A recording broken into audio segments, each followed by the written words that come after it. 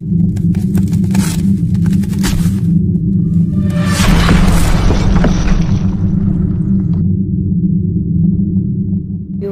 எல்லோரும் எப்படி இருக்கீங்க? நான் நல்லா இருக்கேன். நான் உங்கள் கலை பேசுகிறேன். இன்றைக்கி வீடியோவில் என்ன பார்க்க போகிறோன்னா, சுவையான இட்லி தோசை பொடி எப்படி செய்யலான்னு பார்க்க போகிறோம். இது கொஞ்சம் கலர் கம்மியாக இருக்குது. நான் உரப்பு கம்மியாக யூஸ் பண்ணியிருக்கேன். உங்களுக்கு எவ்வளோ தேவையோ அதுக்கு தகுந்த மாதிரி யூஸ் பண்ணிக்கோங்க. வாங்க வீடியோக்குள்ளே போகலாம். அதுக்கு தேவையான பொருள் பார்த்திங்கன்னா, ஒரு மெஷர்மெண்ட் கப்பு மாதிரி எடுத்துக்கோங்க. அது எவ்வளோ கப்புனாலும் பரவாயில்ல. அதுக்கு தகுந்த மாதிரி சம அளவு பருப்புகள் எடுக்கணும். இப்போ நான் ஒரு கப் கடலை பருப்பு எடுத்திருக்கேன். அதை நல்லா பொன்னிறமாக வர்ற அளவுக்கு வறுத்துக்கோங்க. அடுத்தது அதை ஒரு தட்டுக்கு ட்ரான்ஸ்ஃபர் பண்ணிவிட்டு, அதே கப்பில் இன்னொரு கப்பு துவரம் பருப்பு எடுத்திருக்கேன். இது ரேஷன் கடையில் உள்ள துவரம் பருப்பு தான். அதை நல்லா ப்ரௌனிஷாக வர அளவுக்கு வறுத்துக்கோங்க. நல்லா ப்ரௌனாக வரட்டும். ரேஷன் கடை பருப்புங்க போய் கொஞ்சம் டைம் எடுக்குது, அவ்வளோதான், வேறு ஒன்றும் இல்லை. துவரம் பருப்பும் நல்லா ப்ரௌனிஷாக வந்ததுக்கப்புறமா தட்டில் ட்ரான்ஸ்ஃபர் பண்ணிடலாம்.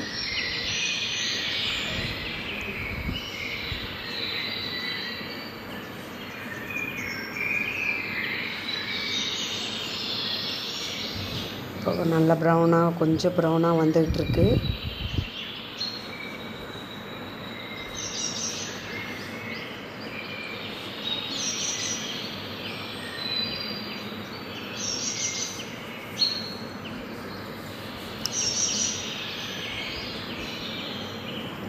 கொஞ்சம் ப்ரௌனிஷாக வரட்டும். அதை நான் எடுத்து பார்த்தேன், ப்ரௌனாக இல்லை. கொஞ்சம் ப்ரௌனிஷாக வந்ததும் தட்டுக்கு ட்ரான்ஸ்ஃபர் பண்ணிடலாம். அடுத்தது அதே கப் அளவில் கருப்பு உளுந்து நான் எடுத்திருக்கேன். உடைச்ச உளுந்து. நீங்கள் வெள்ளை உளுந்தும் எடுத்துக்கலாம். நான் கருப்பு உளுந்து எடுத்துக்கிறேன். வெள்ளை உளுந்தை விட கருப்பு உளுந்து நல்லது. அதுவும் நல்லா வறுத்துக்கோங்க. அது வறுத்தோன்னே அதையும் தட்டுக்கு ட்ரான்ஸ்ஃபர் பண்ணிடுங்க. அடுத்தது நான் ஒரு 2 கைப்பிடி அளவு கருவேப்பிலை போட்டிருக்கேன். இந்த பொடியோட ஸ்பெஷலே இந்த கருவேப்பிலை தான். எல்லோரும் கருவேப்பிலை போட மாட்டாங்க. இந்த 2 கைப்பிடி அளவு கருவேப்பிலை போட்டு நல்லா வதக்கிட்டு அதில் பொடி கூட சேர்த்திங்கன்னா நல்லா வாசனையாக இருக்கும் பொடி. அதே மாதிரி நான் இந்த பொடியில் எள்ளு சேர்க்கலை. உங்களுக்கு எள்ளு பிடிக்குன்னா எள்ளும் சேர்த்துக்கோங்க. எள்ளு சேர்த்தாலும் அது ஒரு தனி டேஸ்ட்டாக இருக்கும். நான் இதில் இப்போ எள்ளு சேர்க்கலை, கருவேப்பிலை மட்டும்தான் சேர்த்துருக்கேன். இப்போ நான் வர மிளகா சேர்த்துருக்கேன். நான் உரப்பு கம்மியாக வேணுங்கிறனால கம்மியாக சேர்த்துருக்கேன். உங்களுக்கு உரப்பு நல்லா சுல்லுன்னு வேணும்னா கூட கொஞ்சம் வர மிளகா சேர்த்துக்கோங்க. காஷ்மீரி மிளகாத்தூள் சேர்த்திங்கன்னா கொஞ்சம் கலர் நல்லா கிடைக்கும். இப்போ நான் சாதா மிளகா வத்தல் தான் சேர்த்துருக்கேன். அதை நல்லா வதக்குங்க. நல்லா ஷைனிங்காக வரும். வந்தவுடனே தட்டுக்கு ட்ரான்ஸ்ஃபர் பண்ணிடுங்க. அதுக்கப்புறமா ஒரு 10 பல் பூண்டு எடுத்துக்கோங்க. 10 பல் பூண்டு, நல்ல பெரிய பெரிய பல் பூண்டாக நான் எடுத்திருக்கேன்.